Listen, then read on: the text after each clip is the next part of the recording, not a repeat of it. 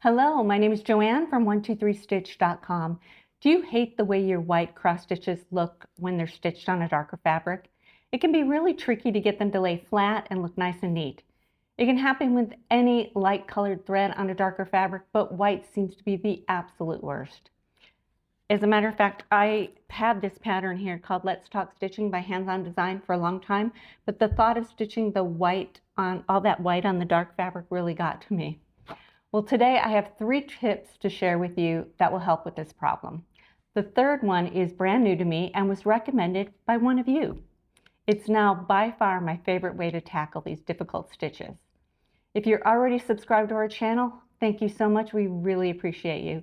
If you're not, though, please go down below now and click on that subscribe button. Okay, the problem with white thread on a dark fabric is the contrast. You can really see those stitches, they stand out more, and if they're not perfect, you're really going to see it. At least I do, and it bothers me. So that's where these tips come in. When we stitch, we want our 2 threads to lay side by side, nice and flat. That's what's going to make those nice even stitches. But what happens is we bring our needle up and down and up and down, and each time we do that, it starts to twist and kind of get bunched up.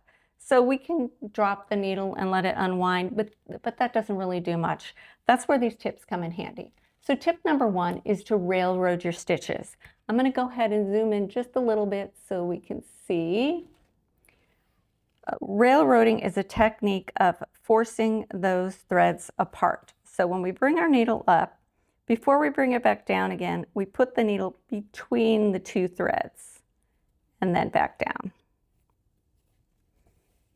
And that's going to force them to lay side by side and give us that neater look. We're going to do that each time.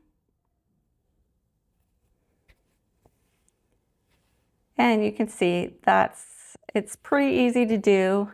If you do it a lot, you get faster at it. And it does produce neater looking stitches. The advantage of this technique is you don't need to buy any additional tools. You already have what you need, and you can just start doing it right away to have better looking stitches. So that's tip number 1. Okay, the second tip is to use a laying tool. A laying tool is something that you hold in your hand to guide the threads so that they lay flat. There's many different types. Some people just use a large needle or the handle of a crochet hook, but my favorite is the trolley needle. It just fits on your finger. This is the laying tool part of it, and now I don't have to worry about holding anything. So here's how it works. You lay this over your threads, and then as you take your stitch, you can see those 2 threads laying side by side, and then you just pull it out at the last minute. Let's do that again.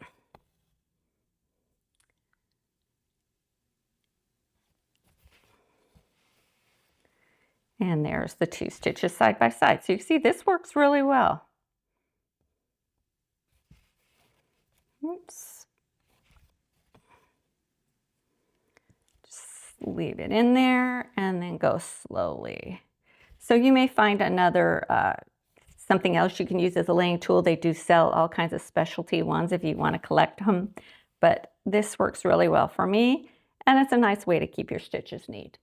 So that's tip number 2. The disadvantage to this is you need another tool, and also you need to have your work in a frame. You have to have both hands free, so you've got to put your hoop in a frame. I don't usually stitch with a frame like this, but in this case it works out really well.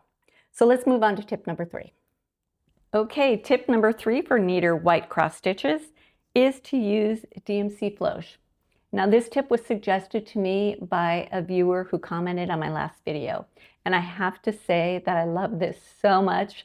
Thank you, Rita, for suggesting it. This is what DMC Floche looks like. It's a cotton. It's very soft. It comes in these big hanks of 168 yards. It's available in about 86 different colors, and the really nice thing about it is it's 1 strand, but this 1 strand is thicker. It's about the equivalent of 2 strands of regular DMC floss. So you can see how that would work out perfectly for getting our cross stitches to look perfect on this fabric. Now, I will have a link to this down below if you want to take a look at it and give it a try yourself, but let me show you how it looks. I have threaded my single strand here, and I have a knot in the one end because I'm going to start with a waist knot. I'm going to zoom in just a little so you can kind of see what I'm doing. I'm going to start with the waist knot here, and then we're going to just start our stitches. Because this is just a single strand, I can't railroad my stitches. I don't need to, and I also don't need to use a laying tool.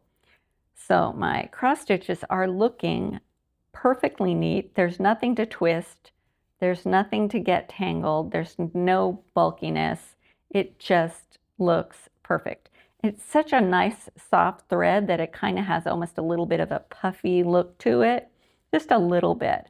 So it's not noticeably different than your other cross stitch threads on your project. It just blends in, but looks so nice and neat. And I can see that it looks way better than my other two methods. But those do work as well, and you may be better at those than I am. I don't railroad that often, and I don't use a laying tool that often either. But this is really nice, and I like this a lot. So DMC Floche, I recommend it. Give it a try. I hope these tips were helpful and you give them a try. Personally, now that I know all about Floche, I'm going to stitch this pattern.